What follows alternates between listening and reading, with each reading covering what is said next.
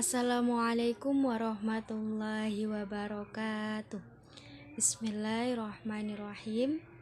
Alhamdulillahilladzi an'amana bi ni'matil imani wal islam wa nusalli wa nusallimu ala khairil anam sayyidina wa maulana Muhammadin wa ala alihi wa sahbihi ajmain, amma ba'd. Yang terhormat kepada Bapak Mutamam MED selaku dosen pengampu mata kuliah kewirausahaan kelas C serta teman-teman kelas kewirausahaan C ataupun teman-teman yang mendengarkan atau melihat video ini. Sebelumnya izinkan saya Dian Dewi Lestari dengan NIM 2120080 izin membuat ataupun memenuhi tugas dari UTS kewirausahaan C, yaitu dalam materi atau mata kuliah kewirausahaan. Materi yang akan saya bahas pada video kali ini yaitu tentang manajemen pemasaran. Ya, sebelum kita menginjak pada materi manajemen pemasaran, tentunya sebelum kita membahas tentang manajemen pemasaran, tentu ada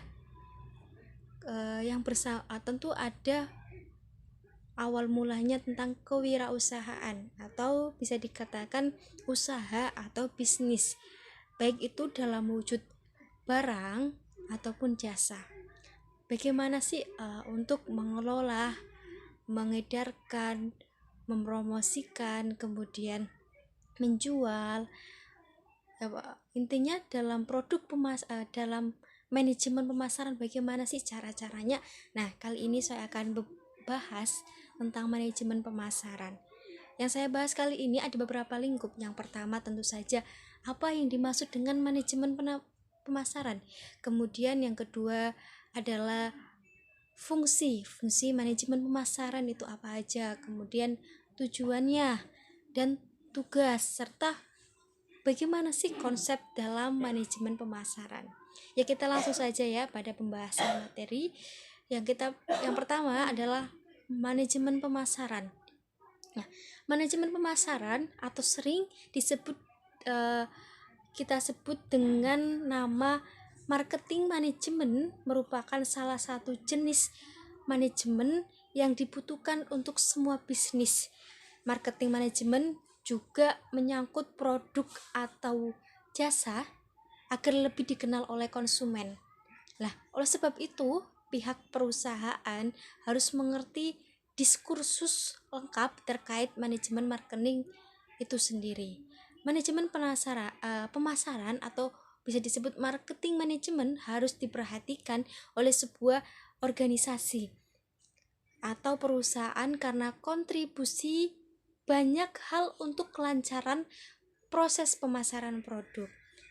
Manajemen pemasaran juga bertugas mengukur dan menganalisis strategi proses pemasaran suatu perusahaan maupun organisasi.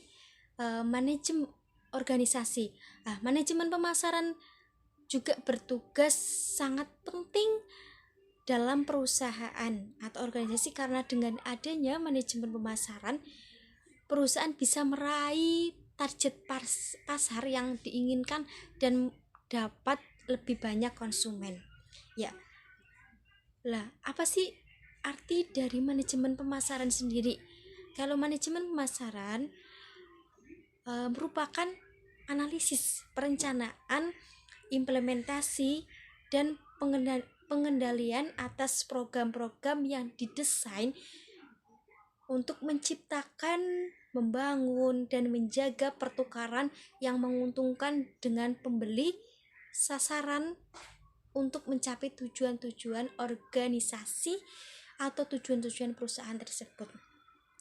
Ini ada beberapa pendapat dari para ahli, yaitu dari Kotler dan Keller, yang di situ menyebutkan bahwa marketing management atau as the art and scan of causing target market and keeping and growing customer through creating, delivering and communicating superior customer value.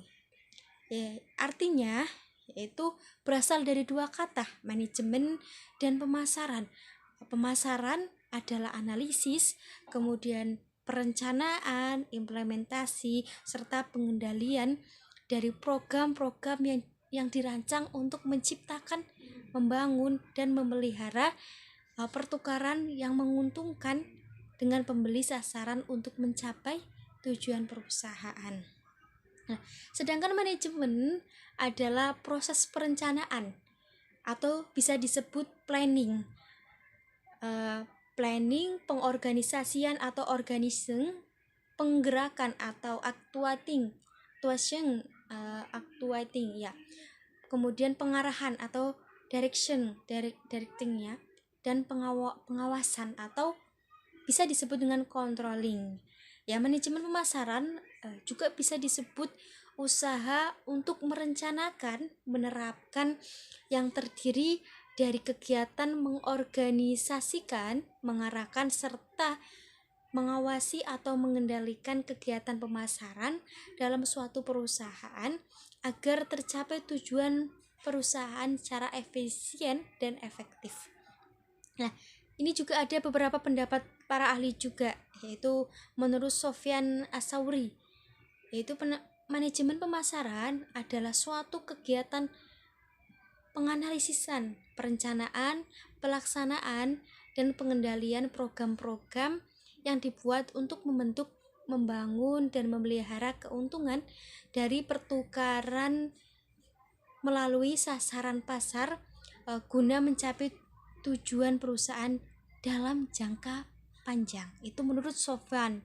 Kemudian juga ada nih para ahli yang mengungkapkan pendapat lain, yaitu Philip ya, juga menjelaskan bahwa manajemen pemasaran adalah proses perencanaan dan pelaksanaan pemikiran, penetapan harga promosi, serta penyaluran barang dan jasa untuk menciptakan pertukaran yang memenuhi sasaran individu dalam organisasi. Nah, manajemen pemasaran melibatkan pengaturan tujuan dan pemasaran dan sasaran pemasaran, pengembangan rencana pemasaran juga, kemudian pengaturan fungsi pemasaran, penerapan rencana pemasaran ke dalam tindakan, serta mengontrol program pemasaran. Nah, adanya manajemen pemasaran ini sendiri dikarenakan pemasaran sebuah brand merupakan hal yang penting dalam perusahaan. Nah, oleh sebab itu segala keputusan yang diambil harus dirancang terlebih dahulu. Nah, apa sih ya fungsi dari manajemen pemasaran sendiri ya? Ini ada beberapa fungsi teman-teman. Manajemen pemasaran itu fungsinya diantaranya ada aktivitas yang menganalisis, yaitu analisis yang dilakukan untuk mengetahui pasar dan lingkungan pemasarannya sehingga dapat diperoleh seberapa besar peluang untuk merebut pasar dan seberapa besar ancaman yang harus dimiliki. Nah, fungsi pemasaran itu sendiri apa aja sih? Nah, ini ada beberapa fungsi teman-teman. Yang pertama yaitu analisis pasar. Nah, analisis pasar, tidak semua perusahaan mempunyai bagian marketing dan penjualan yang formal. Tapi setiap perusahaan pasti ya saya yakin mempunyai dan melaksanakan berbagai elemen penting yang terdapat dalam aktivitas marketing dan penjualannya yang memiliki tujuan juga tentunya. Tujuan utamanya bisa membuat konsumen yang baru ataupun yang lama ya, pelanggan, kalau disebut itu pelanggan, tertarik kembali untuk menggunakan produk dan fasilitas yang ditawarkan secara terus-menerus dari organisasi atau perusahaan tersebut. Wah, untuk mengetahui peluang dan ancaman serta kebutuhan, keinginan konsumen, dan beberapa hal yang harus diperhatikan dalam proses kegiatan analisis pasar, tentunya ada beberapa poin teman-teman, yaitu analisis terhadap peluang dan ancaman serta analisis perilaku konsumen. Jadi ketika kita ingin mengetahui bagaimana sih seberapa besar peluang, ancamannya, kemudian kebutuhan, keinginan konsumennya seperti apa, itu kita harus tahu poin-poin penting. Diantaranya kita harus tahu, bisa menganalisis terhadap kesempatan yang ada di bisnis kita, apa sih yang bisa kita kembangkan, yang bisa kita modifikasi atau kita perbaiki, atau mungkin kita kita modifikasi dengan hal-hal yang baru. Kemudian ancaman apa sih yang bisa menghambat ataupun mengganggu dalam memasarkan produk kita. Kemudian serta analisis perilaku konsumen. Jadi apa sih reaksi konsumen ketika menerima ataupun melihat, merasakan dari produk atau jasa yang kita berikan ketika saya ataupun teman-teman itu memiliki usaha ataupun jasa seperti itu. Nah, fungsi pemasaran yang kedua yaitu segmentasi pasar. Nah, segmentasi pasar bisa disebut kegiatan membagi suatu pasar ke dalam kelompok-kelompok yang berbeda, di mana setiap kelompok mempunyai ciri yang hampir sama. Nah, dengan melakukan segmentasi pasar ini, kegiatan pemasaran dapat dilakukan lebih terarah dan sumber daya di bidang pemasaran dapat digunakan lebih efektif dan efisien. Nah, segmentasi pasar itu kalau diartikan pengertian umumnya saja, pengertian secara singkatnya saja, yaitu kegiatan ataupun memplot-plotkan barang atau jasa dalam beberapa kriteria. Jadi ketika kita menawarkan kepada konsumen, kita tahu nih kriteria bagian, mungkin bisa dikatakan ini kriteria A, ini B, ini C, ini yang bagus, ini yang sedang, ini yang mungkin sedikit rendah dan lain sebagainya. Jadi kita bisa memplotkan atau bisa mendefinisikan barang atau jasa yang kita berikan. Jadi untuk memberikan harga pun kita mudah karena ada kriteria tersendiri seperti itu. Nah, segmentasi pasar juga harus memenuhi syarat ya. Di antaranya ini teman-teman, yang pertama dapat diukur baik besarnya maupun luasnya serta daya beli segmen pasar tersebut dapat dicapai sehingga dapat dilayani secara efektif, substansial sehingga dapat menguntungkan jika dilayani dan dapat dilaksanakan, dan semua program yang telah dirancang untuk menarik dan melayani segmentasi pasar dapat berjalan dengan efektif dan efisien. Kemudian fungsi dari manajemen pemasaran yang ketiga yaitu menetapkan pasar sasaran. Nah, menetapkan pasar sasaran berarti memberikan nilai keaktifan setiap bagian, kemudian memilih salah satu dari bagian pasar atau lebih untuk dilayani. Nah, kegiatan menetapkan pasar meliputi beberapa poin teman-teman, yaitu ada evaluasi bagian pasar, ukuran dan pertumbuhan bagian seperti data tentang usia nasabah, pendapatan, kemudian jenis kelamin dari setiap segmen, struktural yang menarik dilihat dari segi profitabilitas dan sasaran serta sumber daya yang dimiliki. Nah, itu dari menetapkan pasar sasaran. Arti secara luasnya seperti itu ya, mungkin secara umum seperti itu teman-teman. Kemudian fungsi dari manajemen pemasaran yang keempat yaitu penempatan pasar. Nah, perusahaan yang baru juga harus mampu melakukan identifikasi posisi pesaing yang ada sebelum menentukan penempatannya sendiri. Jadi ketika kita mempunyai bisnis ataupun jasa ataupun usaha, jadi kita juga harus tahu posisi pesaing sampai mana sih pemasaran mereka, kemudian apa sih yang menjadi menarik bagi konsumen untuk membeli ataupun menikmati jasanya. Jadi sebelum kita tahu menempatkan posisi kita sendiri sebagai pebisnis atau pengusaha itu kan, atau wirausahawan, itu juga harus tahu lingkungan pasar ataupun posisi pesaing kita gitu ya.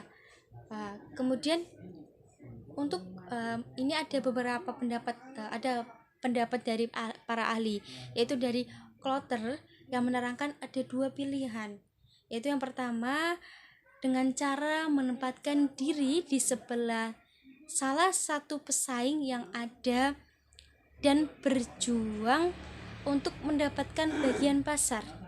Nah, ini yang bisa dilakukan yaitu pimpinan bisa melakukan jika merasa perusahaan itu bisa membuat produk yang unggul, pasarnya luas, dan memiliki lebih banyak sumber daya. Jadi ketika kita melihat posisi pesaing ini bisa memproduksi produk yang unggul, yang bagus gitu kan, pasarnya luas dan memiliki banyak SDA atau sumber daya, kita bisa tuh memposisikan diri kita di sebelah pesaing kita. Artinya kita bisa berdampingan untuk ibaratnya kita bisa belajar dari pesaing, apa sih yang membuat produk itu unggul, bagaimana pemasarannya, kemudian sumber daya anggotanya seperti apa gitu kan. Itu kita sangat butuh teknik seperti ini teman-teman untuk bisa menempatkan posisi kita. Kemudian yang kedua yaitu mengembangkan sebuah produk yang hari ini belum pernah ditawarkan pada pasar. Sebelum mengambil keputusan, manajemen harus yakin bahwa secara teknis dapat dibuat sebuah produk dengan cepat, secara ekonomis dapat dibuat juga sebuah produk yang unggul pada tingkat harga yang direncanakan, serta jumlah konsumen yang suka produk tersebut yang memadai juga gitu kan ya. Kemudian ini ada perencanaan pemasaran. Jadi fungsi manajemen pemasaran yang kelima yaitu perencanaan pemasaran, yaitu aktivitas pemasaran atau bisa kita sebut marketing, yaitu yang dilakukan sebuah perusahaan untuk dikoordinasikan dan diarahkan untuk mencapai tujuan perusahaan umumnya dan tujuan bidang pemasaran khususnya. Nah, alat koordinasi dan pengarahan pemasaran tersebut adalah planning pemasaran. Terlepas dari jenis gaya manajemen yang dianut oleh sebuah perusahaan dalam melakukan perencanaan harus melaksanakan 4 tahapan. Nah, 4 tahapan apa aja sih dalam perencanaan pemasaran? Perencanaan pemasaran. Ini ada 4 poin teman-teman. Yang pertama, menetapkan visi perusahaan. Jadi kita juga punya visi punya apa sih yang ingin kita capai gitu kan, apa tujuan dari perusahaan kita, tujuan dari diri kita, seperti itu. Apalagi ini usaha bisnis gitu kan ya. Kemudian yang kedua, mengenali unit-unit bisnis strategis perusahaan, menganalisis dan mengevaluasi portofolio bisnis yang ada.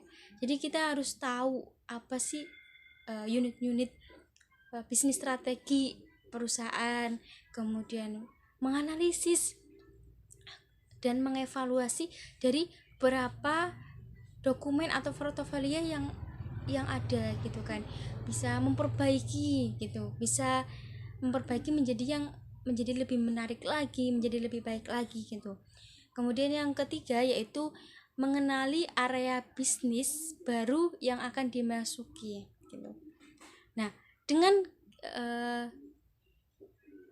demikian kita bisa memahami poin-poin dari tadi ya, beberapa poin yang telah saya sampaikan. 4 tahapan dalam melakukan perencanaan. Itu perencanaan pemasaran bertujuan memberikan pendekatan yang sistematis dan rapi bagi perusahaan.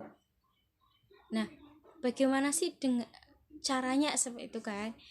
Ini ada beberapa cara. Yang pertama yaitu menyimbangkan dan menyelaraskan kegiatan pemasaran yang menjamin tercapainya tujuan dan sasaran. Kemudian menggunakan cara-cara di bidang pemasaran secara intensif dan optimal. Kemudian yang ketiga, pengendalian yang cepat, tepat, teratur, tercatat, gagasan atau pemikiran, serta usaha-usaha atau aktivitas pemasaran dalam perusahaan. Itu beberapa perencanaan pemasaran yang bisa memberikan pendekatan sistematis dan rapi. Itu cara-caranya seperti itu teman-teman, kurang lebihnya seperti itu.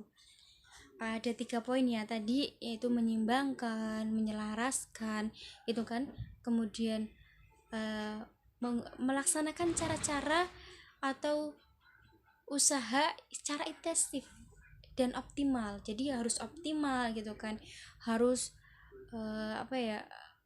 harus dengan penuh keyakinan, dengan penuh kreatif lah gitu kan. Kemudian dapat mengendalikan dengan cepat, tepat, teratur, terarah, serta juga ada gagasan atau pemikiran dari usaha atau aktivitas pemasaran gitu. Kita lanjut ya teman-teman pada apa sih tujuan dari manajemen pemasaran gitu kan. Ini ada beberapa tujuan teman-teman. Yang pertama, tujuan dari manajemen pemasaran adalah menciptakan demand atau permintaan. Nah, tujuan manajemen pemasaran salah satunya menciptakan permintaan teman-teman melalui berbagai cara, membuat cara yang berhubungan untuk mengetahui selera konsumen dan preferensi konsumen terhadap barang atau jasa yang diproduksi untuk memenuhi kebutuhan konsumen. Jadi tujuan manajemen pemasaran itu ya memenuhi permintaan gitu kan, menciptakan, membuat permintaan apa sih yang diinginkan oleh oleh konsumen, seperti itu. Kemudian tujuan manajemen pemasaran yang kedua atulah meningkatkan keuntungan. Nah, biasanya nih tim pemasaran salah satunya adalah satu-satunya tim yang menghasilkan tim pemasaran itu kan meningkatkan keuntungan, itu pastinya ada tim ya teman-teman. Lah, tim pemasaran itu satu-satunya yang menghasilkan pendapatan untuk perusahaan. Keuntungan yang cukup harus diperoleh sebagai hasil dari penjualan barang atau jasa yang memuaskan gitu. Apabila perusahaan tidak menghasilkan keuntungan, maka perusahaan tersebut tidak akan mampu bertahan. Nah, selain itu juga keuntungan diperlukan untuk pertumbuhan dan menganeka-ragamakan perusahaan. Jadi tujuan manajemen pemasaran atau mengedarkan produk, barang, jasa itu salah satunya ingin memperoleh keuntungan. Jadi kalau kita membuat ataupun mendirikan perusahaan, usaha, bisnis kok nggak dapat untung gitu kan, itu bisa dikatakan kita bukan usaha gitu. Karena tujuan dari manajemen pemasaran sendiri gitu kan, dari usaha ya kita ingin dapat keuntungan gitu. Keuntungan tersebut yang nantinya akan akan diputarkan dalam modal, kemudian pembelian bahan, kemudian proses gitu kan. Nanti juga manajemen pemasaran jadi berputar, jadi juga serta dapat memberikan, ketika keuntungan ini lebih ya, kita dapat memodifikasi lebih baik lagi ataupun menambah jumlah produk atau jasa dari perusahaan atau organisasi yang kita miliki gitu. Kemudian tujuan dari manajemen pemasaran yang ketiga yaitu menciptakan pelanggan baru. Itu perusahaan didirikan untuk menjual produk atau jasa kepada pelanggan. Nah, oleh sebab itu konsumen adalah dasar dari sebuah bisnis atau usaha perusahaan. Nah, konsumenlah yang memberikan pendapatan kepada perusahaan dan menentukan apa yang akan dijual perusahaan. Jadi ya dalam bisnis tentunya kita harus bisa menarik pelanggan baru gitu kan, agar konsumen barulah, agar nantinya bisa menjadi masuk ke dalam pelanggan kita. Kemudian tujuan pemasaran yang keempat ini memuaskan pelanggan. Nah, menciptakan konsumen baru tidak cukup. Perusahaan harus bisa mengembangkan dan mendistribusikan produk, ini produknya bisa barang atau jasa ya, yang memenuhi ekspektasi pelanggan untuk memberikan kepuasan. Nah, jika konsumen tidak puas, maka bisnis tidak dapat menghasilkan pendapatan untuk memenuhi biaya dan untuk mendapatkan pengembalian modal yang wajar. Jadi kepuasan pelanggan itu sangat penting teman-teman. Makanya ada ketika kita memiliki pelanggan juga kita harus berusaha memaksimalkan kualitas dari produk kita. Jadi ketika konsumen merasa puas dengan produk kita atau jasa kita, pastinya kita mendapat poin ataupun nilai plus dari usaha kita teman-teman gitu. Nah, konsumen atau pelanggan yang puas bukan berarti hanya membeli barang atau jasa sesuai dengan kebutuhan konsumen. Mereka juga akan melakukan rekomendasi pada orang-orang terdekat mereka dan bisa membuat barang atau jasa yang dipasarkan semakin dikenal oleh banyak orang.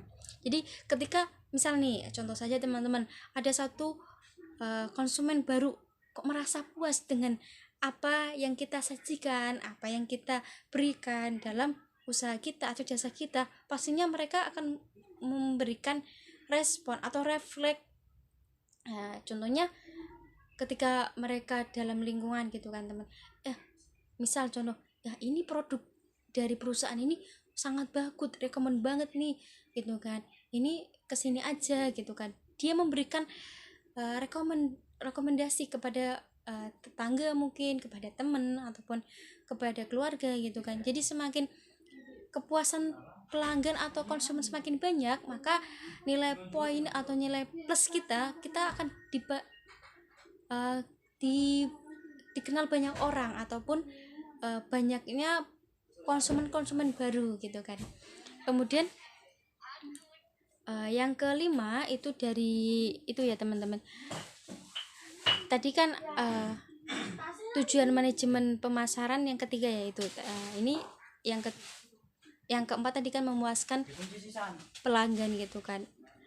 Nah, yang kelima, tujuan dari manajemen pemasaran itu mencitrakan produk yang baik di mata publik. Nah, membangun citra produk yang baik di masyarakat menjadi tujuan manajemen pemasaran. Nah, apabila tim pemasaran menyediakan barang dan jasa yang berkualitas kepada konsumen dengan harga yang tentunya wajar, kemudian tentu akan menciptakan citra yang baik pada konsumen gitu kan. Nah, mencitrakan produk yang baik di mata publik ini tidak hanya pada kualitas barang atau jasa yang kita berikan, tapi juga harga ya teman-teman, yang wajar lah sekiranya dengan kualitas seperti ini dengan harga yang layak gitu kan, sebanding gitu kan. Jadi tidak ada ketimpangan dari kualitas dengan harga yang kita tawarkan kepada konsumen tersebut.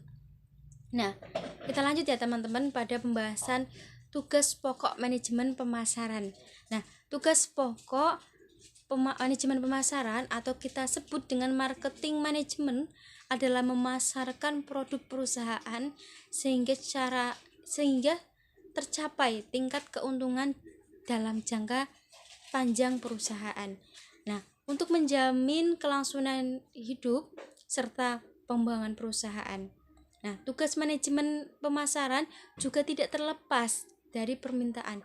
Jadi, tugas manajemen pemasaran tidak hanya pada mengusahakan dan mengembangkan permintaan produk perusahaan, tetapi juga mencangkup pengaturan jumlah, waktu, dan sifat permintaan sesuai dengan tujuan perusahaan. Nah, pada umumnya jumlah permintaan barang atau jasa dapat lebih besar atau bahkan berkurang atau sama dengan jumlah permintaan yang diharapkan oleh suatu perusahaan. Nah, ada 8 sifat permintaan yang menimbulkan tugas pemasaran yang berbeda. Nah, apa sih kedelapan dari tugas pemasaran yang berbeda tersebut? Itu kan kedelapan permintaan tersebut gitu, apa aja gitu. Ini ada 8 ya teman-teman. Yang pertama yaitu permintaan negatif. Nah, permintaan negatif ini bisa diartikan keadaan seluruh atau sebagian segmen yang penting dari pasar potensial tidak menginginkan barang atau jasa itu, dan pada kenyataannya dapat dibayangkan kemungkinan orang menghindari membayar harganya gitu. Kemudian yang kedua dari sifat permintaan, no demand, tidak ada permintaan. Nah, apa sih artinya gitu kan? Yaitu keadaan di mana seluruh atau sebagian segmen penting dari pasar potensial tidak atau kurang berminat terhadap barang atau jasa tertentu. Yang ketiga ini latent demand atau permintaan tersembunyi. Nah, artinya di mana banyak orang merasakan sangat membutuhkan barang atau jasa sampai saat ini belum dihasilkan gitu. Kemudian yang keempat ini ada faltering demand, permintaan menurun. Nah, artinya keadaan di mana permintaan barang atau jasa tertentu cenderung menurun bila tidak diikuti dengan usaha perbaikan gitu. Kemudian yang kelima irregular demand atau dapat diartikan dengan permintaan yang tidak teratur, yaitu keadaan di mana terdapat pola waktu dari permintaan yang ditandai oleh fluktuasi musiman gitu kan. Kemudian yang keenam full demand, permintaan penuh. Artinya keadaan di mana jumlah dan waktu permintaan sesuai dengan jumlah yang direncanakan oleh perusahaan.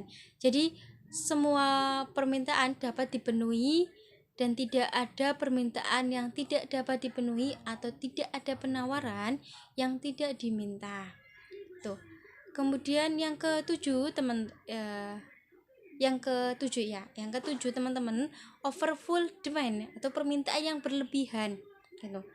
Overfull demand, permintaan yang berlebihan artinya keadaan di mana permintaan yang ada untuk barang atau jasa tertentu melebihi tingkat kesediaan perusahaan untuk memenuhinya. Nah, kemudian yang kedelapan, unwholesome demand atau diartikan permintaan tidak sehat. Nah, permintaan tidak sehat itu yang seperti apa gitu kan? Yaitu suasana di mana suatu permintaan dirasakan ada pelanggaran atau di luar batas undang-undang gitu kan, serta tidak diinginkan untuk ditawarkan atau mengandung unsur yang kurang dikehendaki. Nah, ini ada pendapat ya dari ahli bahasa swasta memberikan pandangan bahwa tugas pokok manajemen pemasaran itu adalah mengembangkan konsep yang ditunjukkan untuk memuaskan dan melayani konsumen yang belum terpenuhi, mempelajari kebutuhan dan keinginan konsumen. Nah, membuat rancangan produk, mengadakan pengujian terhadap berlakunya konsep produk tersebut, kemudian mengembangkan bungkusan dan merek atau brand gitu kan, menetapkan harga untuk mendapatkan return on investment yang layak, kemudian mengatur jalannya distribusi, menciptakan komunikasi pemasaran yang efektif dengan berbagai media, kemudian memperhatikan kepuasan konsumen, mengevaluasi dan terus mengembangkan rencana pemasaran yang didasarkan pada hasil. Nah, itu pendapat dari itu ya, baju swasta. Kemudian ini konsep dari manajemen pemasaran juga berkembang, di mana pada awalnya seringkali digunakan untuk memonopoli departemen pemasaran yang sekarang menjadi sebuah kegiatan dari semua departemen dalam sebuah perusahaan. Nah, ini juga pendapat dari para ahli. Tamrin Abdullah itu saya baca itu dari buku yang berjudul Manajemen Pemasaran, karya Profesor Dr. Tamrin Abdullah, Dr. Francis Tantri gitu. Menurut mereka konsep dari manajemen pemasaran itu ya seringkali digunakan untuk memonopoli departemen pemasaran gitu, kata mereka seperti itu. Nah, ini itu ya teman-teman, poin yang terakhir yaitu bagaimana sih konsep manajemen pemasaran gitu kan. Nah, ada pendapat dari Pak ahli ini, Klotter, yang menerangkan 5 konsep alternatif dalam manajemen pemasaran. Ada 5 konsep teman-teman. Nah, yang pertama adalah konsep produksi. Nah, konsep produksi adalah konsep bahwa konsumen atau pelanggan akan menyukai produk yang tersedia dan harganya terjangkau, serta manajemen harus berusaha keras untuk memperbaiki produksi dan efisiensi distribusi. Nah, konsep ini adalah falsafah paling tua yang digunakan dalam penjualan. Jadi itu ya, konsep dalam manajemen pemasaran itu yang pertama konsep produksi gitu kan. Kita tahu konsumen atau pelanggan itu menyukai produk yang seperti apa gitu ya, tentunya dengan harga yang terjangkau gitu kan, dengan adanya perbaikan dari kualitas dan distribusi dari perusahaan itu itu sendiri gitu. Kemudian ada konsep produk. Nah, konsep bahwa konsumen akan menyukai produk bermutu terbaik dan sifat paling inovatif, bahwa perusahaan harus mencurahkan energi untuk terus-menerus melakukan perbaikan produk. Jadi selain ada konsep itu ya tadi yang Yang pertama, dalam konsep manajemen pemasaran kan tadi ada konsep produksi gitu kan. Nah, ini juga ada konsep produk teman-teman. Jadi dimana kita tahu konsumen itu menyukai produk yang bermutu gitu kan, dengan kualitas yang baik, dengan sifat yang paling bagus gitu kan, dengan kreativitas atau inovatif gitu. Jadi perbaikan terus menerus. Jadi ketika kita dalam manajemen pemasaran, kita harus tahu konsep produk. Nah, ini produk ini bagusnya seperti ini gitu kan, sifatnya seperti ini. Nanti kita modifikasi, perbaiki lebih baik lagi dari masa ke masa. Jadi adanya kemajuan gitu kan. Kemudian yang ketiga yaitu konsep penjualan. Nah, konsep ini artinya bahwa konsumen tidak akan membeli produk perusahaan dalam jumlah yang cukup kecuali perusahaan mengadakan usaha penjualan dan promosi berskala besar gitu. Nah, konsep ini biasanya dilakukan pada barang yang mungkin tidak terpikirkan untuk dibeli oleh konsumen. Contohnya ini teman-teman ya, asuransi.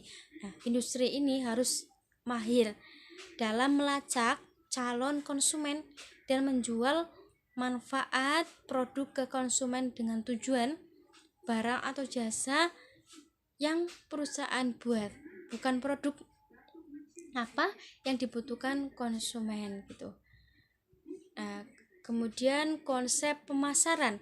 Nah, konsep pemasaran ini berkeyakinan pencapaian sasaran organisasi tergantung pada penentuan kebutuhan dan keinginan pasar sasaran dan penyampaian kepuasan yang didambakan, yang diinginkan lebih efektif dan efisien daripada pesaing gitu.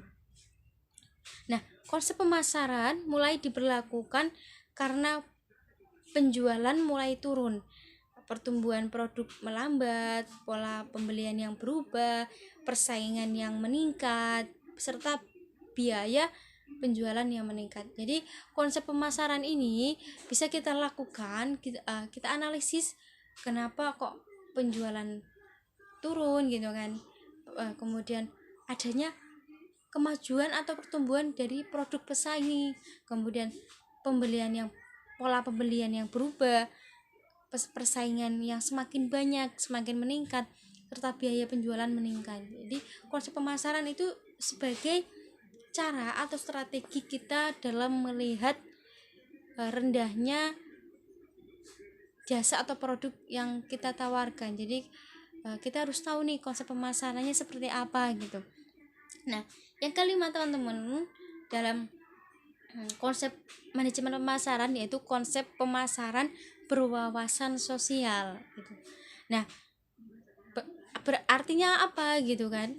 Konsep bahwa perusahaan harus menentukan kebutuhan, keinginan dan minat pasar serta menyerahkan kepuasan yang diinginkan secara lebih efektif dan efisien daripada pesaing dengan cara yang bersifat memelihara atau memperbaiki kesejahteraan konsumen dan masyarakat. Nah, konsep ini mengajak pemasar membangun pertimbangan sosial dan etika dalam praktik pemasaran mereka. Nah, hal ini juga berguna menyelaraskan 3 faktor utama yang penting, yaitu laba perusahaan, keuntungan perusahaan, pemuas keinginan konsumen, dan kepentingan publik. Nah, itu poin-poin itu yang materi yang melingkupi manajemen pemasaran. Tadi ada apa sih pengertian dari manajemen pemasaran gitu kan, kemudian fungsinya, tugas pokoknya gitu kan, kemudian bagaimana konsep dari manajemen pemasaran itu tadi sudah saya bahas ya mungkin sedikit, hanya sedikit ataupun kurang jelas gitu kan, karena sejatinya saya pun masih belajar teman-teman gitu. Nah, teman-teman itu bisa melihat referensi lain ataupun bisa belajar ya, belajar dalam manajemen pemasaran yang lebih baik lagi, bisa melalui referensi dalam bentuk buku mungkin gitu kan, dalam bentuk jurnal ataupun tokoh gitu yang menginspirasi pengusaha pengusaha yang handal atau terkenal atau sukses gitu teman-teman. Nah, yang tadi saya sampaikan materi ada, yaitu teman-teman bisa baca dari buku manajemen pemasaran, itu karya Kotler dan Keller, itu tahun 2009 teman-teman. Kemudian juga ada manajemen prinsip-prinsip pemasaran, itu bisa kita baca pada buku karya Erlangga gitu kan, ini tahun 2005 teman-teman. Kemudian itu banyak sekali teman-teman buku manajemen pemasaran. Nah, teman-teman bisa itu ya, bisa mengkoreksi ataupun bisa belajar lebih dalam lagi dalam referensi yang lain. Nah, mungkin itu saja yang dapat saya sampaikan. Masih banyak walaupun agak kecelitut ataupun banyak kesalahan ya teman-teman, kurang jelas ataupun ya sedikit itu ya, sedikit pembahasannya tidak tertata gitu kan, karena saya pun masih belajar teman-teman. Jadi mungkin itu saja yang dapat saya sampaikan. Terima kasih teman-teman sudah mendengarkan. Terima kasih juga kepada dosen pengampu Bapak Mutamam. Sekian dari saya, kurang lebihnya mohon maaf. Akhirul kalam, wal taufiq wal hidayah, wal ridho wal inayah. Wassalamualaikum warahmatullahi wabarakatuh.